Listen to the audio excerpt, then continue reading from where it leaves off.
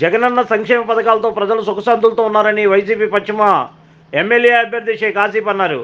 ప్రజలు ఆలోచించి సంక్షేమ పథకాలను ప్రజలకి అందించిన వైసీపీకి ఓటు వేసి గెలిపించాలని ఆ పార్టీ పశ్చిమ అభ్యర్థి షేక్ ఆసిఫ్ ప్రజలను కోరారు. మంగళవారం 41వ డివిజన్లో విజయవాడ ఎంపీ అభ్యర్థి కేశినేని నాని స్థానిక కార్పొరేటర్ ఎండీ ఇర్ఫాన్తో కలిసి ఆయన ఎన్నికల ప్రచారం నిర్వహించారు. ఈ సందర్భంగా ఆయన మాట్లాడుతూ ఇచ్చిన హామీలను 99% అమలు చేసిన ఘనత తమ నాయకుడు జగన్మోహన్ రెడ్డిది అన్నారు. ఢిల్లీ నుంచి వచ్చిన దొంగల ముఠా సభ్యుడు పశ్చిమ నగరంలో డబ్బు సంచులతో ఎన్నికల్లో గెలవాలని కుట్ర పన్నుతున్నారన్నారు. ప్రజలు వారి పట్ల జాగ్రత్తగా ఉండాలన్నారు. సంక్షేమ పథకాలు అందించిన వైసీపీకి ఓటు వేసి అఖండ మెజార్టీతో గెలిపించాలని కోరారు.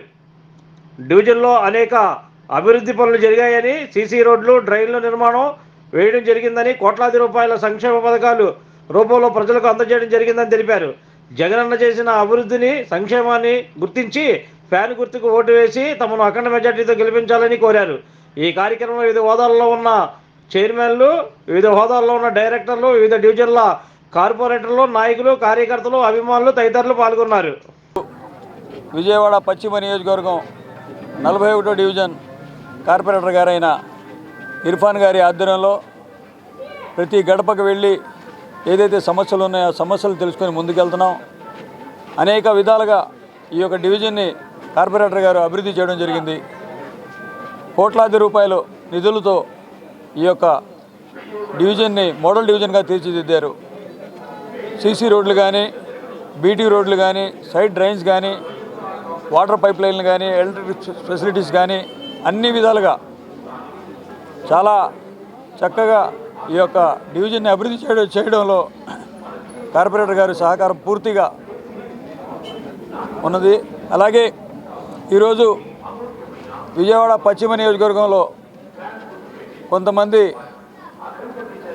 రెడీమేడ్ నాయకులు వచ్చేసి మేమంతా మార్చేస్తాం, ఇదంతా సింగపూర్ చేసేస్తాం, అలాగే జపాన్ చేసేస్తాం అని చెప్పి ఒకళ్ళు నోటికి వచ్చినట్టు మాటలు మాట్లాడుతున్నారు.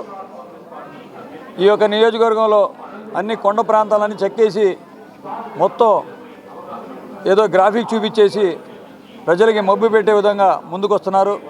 మీరందరూ గమనించండి.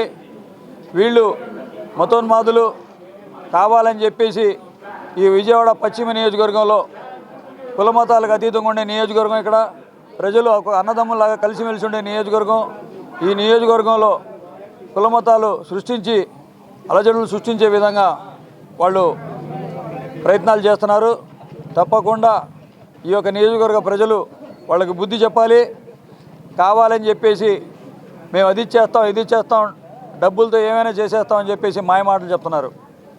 మరి సుజనా చౌదరి గారి భాగవతం అందరికీ తెలిసిన విషయమే. ఆయన్ని ఆంధ్ర మాల్య అని పిలుస్తారు.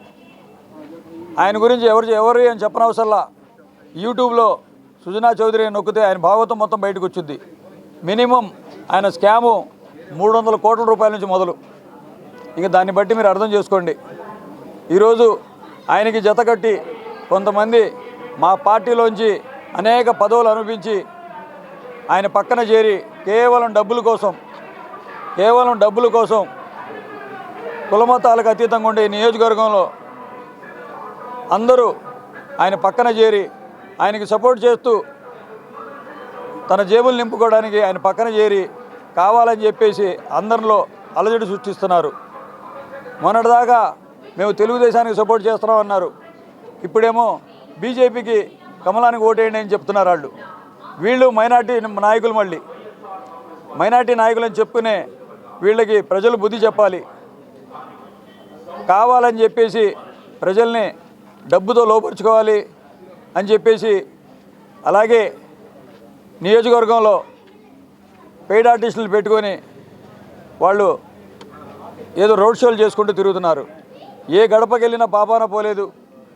పశ్చిమ నియోజకవర్గంలో 12-13 డివిజన్లో కొండ ప్రాంతం ఉంటే ఏ ఒక్కళ్ళ సమస్య వాళ్ళకి తెలియదు, ఎంత అభివృద్ధి జరిగిందో తెలియదు. పశ్చిమ నియోజకవర్గంలో అసలు అభివృద్ధి చెందలేదని చెప్తున్నారు ఆయన. మరి ఇలాంటి రెడీమేడ్ నాయకులకి మీరందరూ బుద్ధి చెప్పాలి.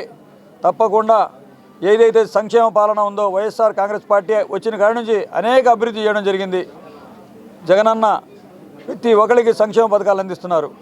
కొండపై ప్రాంతంలో ఉన్న వాళ్ళకి కూడా సంక్షేమ పథకాలు అందిస్తున్నారు. ప్రతి ఒక్కరికి కూడా అర్హులైన వారు అందరికీ కూడా ఇల్లులు కేటాయిస్తున్నారు, సొంతింటి కళను నెరవేరుస్తున్నారు. మరి ఇన్ని పథకాలు ఇచ్చి మేము ప్రజల దగ్గరికి వెళ్ళి ఓటు అడుగుతున్నాం. ఆ ఓటు అడిగే హక్కు వైఎస్ఆర్ కాంగ్రెస్ పార్టీకే ఉంది. కావాలని చెప్పేసి ఏ ఒక్క హామీ నెరవేర్చకుండా మాయమాటలు చెప్పి ఏదో గ్రాఫిక్లు చూపించి నీరు గారిపోయి రాజధానులు కట్టి ఏటీఎం లాగా వాడుకునే పోలవరాలని కడతామని చెప్పి మళ్ళీ ఈరోజు ఆంధ్రాలో అడుగుపెట్టి తెలంగాణలో వీళ్ళు తెలంగాణకి పారిపోయారు వీళ్ళు కరోనా టైంలో. ఈరోజు వచ్చేసి మేమందరం మీకు అండగా ఉన్నామని చెప్తున్నారు. మరి ఇలాంటి నాయకులకి మీరందరూ కలిసి బుద్ధి చెప్పాలి. తప్పకుండా విజయవాడ పశ్చిమ నియోజకవర్గంలో వైఎస్ఆర్సీపీ జెండా రెపరెపలాడాలి. తప్పకుండా కేసీనేని నాని గారికి భారీ మెజార్టీతో గెలిపించే దిశగా మీరు అందరూ అండగా ఉండాలి. అలాగే ఎమ్మెల్యేగా నేను పోటీ చేస్తున్నాను. దేవుడి దయ జగనన్న ఆశీస్సులతో మేము ముందుకు వస్తున్నాం. తప్పకుండా మీ ఆశీర్వాదం కావాలి. ప్రజాపక్షాన నిలబడే పార్టీ వైఎస్ఆర్ కాంగ్రెస్ పార్టీ, ప్రజల్లో మమేకమయ్యే పార్టీ వైఎస్ఆర్ కాంగ్రెస్ పార్టీ, ప్రజా సమస్యలు తెలుసుకుని ముందుకెళ్తున్న పార్టీ వైఎస్ఆర్ కాంగ్రెస్ పార్టీకి అండగా ఉండాలి. తప్పకుండా హ్యాట్రిక్ దిశగా ఇద్దరిని గెలిపించే దిశగా మీరు అందరూ అడుగులు వేయాలని చెప్పేసి, అలాగే ఈ యొక్క గడప గడప కార్యక్రమంలో మా పార్టీ చైర్మన్లు, డైరెక్టర్లు, కార్పొరేటర్లు, వైఎస్ఆర్సీపీ అనుబంధ సంఘాల నాయకులు, అలాగే వైఎస్ఆర్సీపీ అభిమానులు, కార్యకర్తలు అందరూ కలిసి కట్టుగా ఎంపీ గారు, ఎమ్మెల్యే గారి విజయం కోసం ప్రతి ఒక్క అడుగు మేము ఉన్నామని చెప్పి భరోసా కల్పిస్తూ ముందుకెళ్తున్నారు. తప్పకుండా ఎంపీ, ఎమ్మెల్యే విజయవాడ ఏదైతే విజయవాడలో ఏడు సీట్లు ఉన్నాయో ఆ 7 సీట్లు కూడా వైఎస్ఆర్సీపీ కైవసం చేసుకుంటుంది. ఎంపీ గారైన నాని గారు భారీ మెజార్టీతో గెలుస్తారని చెప్పేసి మీడియా సందర్భంగా తెలియజేసుకుంటూ తెలియజేసుకుంటాం. పశ్చిమ నియోజకవర్గంలో స్థానిక 41వ డివిజన్లో ఇర్ఫాన్ గారి ఆధ్వర్యంలో మరి గౌరవ ఎమ్మెల్యే అభ్యర్థి ఆసిఫ్ గారు, అలాగే గౌరవ ఎంపీ అభ్యర్థి కేశినేని నాని గారితో మా వైఎస్ఆర్సీపీ కుటుంబ సభ్యులమందరం, అలాగే దుర్గగుడి చైర్మన్ గారు, ఇతర చైర్మన్లు, డైరెక్టర్లు, కార్పొరేటర్లు, యావత్ వైఎస్ఆర్సీపీ కుటుంబ సభ్యులమందరం కూడా గడప గడపకి వెళ్ళటం జరుగుతూ ఉంది. మాకు అర్థమవుతా ఉన్నది ఏంటంటే, ప్రతి గుమ్మల్లోకి అపోజిషన్ పార్టీ వాళ్ళు వెళ్ళి అభివృద్ధి ఏముంది, అదే ఉంది, ఇదే ఉంది అని మాట్లాడుతున్నారంటే నిజంగా అవగాహన లేని వ్యక్తులు, కళ్ళు లేని కబోదులు మాత్రమే అపోజిషన్లో క్యాంపెయినింగులు చేసుకుంటున్నారనేది అర్థమవుతా ఉంది. మీతో మిమ్మల్ని ఢీకొనడానికి ఏ డివిజన్కి ఆ డివిజన్ కార్పొరేటరే మీకు మీ స్థాయికి ఎక్కువ అని చెప్పని నేను తెలియజేస్తా ఉన్నా. ఎందుకంటే జగనన్న వచ్చిన తర్వాత 2 సంవత్సరాలు కరోనా కాలానికి పోయినప్పటికీ కూడా 3 ఏళ్లలో ఎంతో అద్భుతంగా ఇక్కడ అభివృద్ధి అనేది జరిగింది. కళ్ళు లేని కబోదుల్లా మీకు తెలియనంత మాత్రాన, మీకు అవగాహన లేనంత మాత్రాన ప్రజలకి అవగాహన లేదు అనుకుంటే అపోజిషన్ పార్టీ వాళ్ళు బొక్కబోర్లా పడినట్టే. మరి రేపటి విజయం ఖచ్చితంగా ఆసిఫ్ గారికి, అలాగే ఆ ఎంపీ అభ్యర్థి కేశినేని నాని గారికి విజయం గొప్పగా వరించనయ్యింది. మరి ఈ విషయంలో ప్రజలందరూ కూడా సింగిల్ ఎజెండాతో ఉన్నారని గౌరవంగా తెలియజేస్తా ఉన్నాను.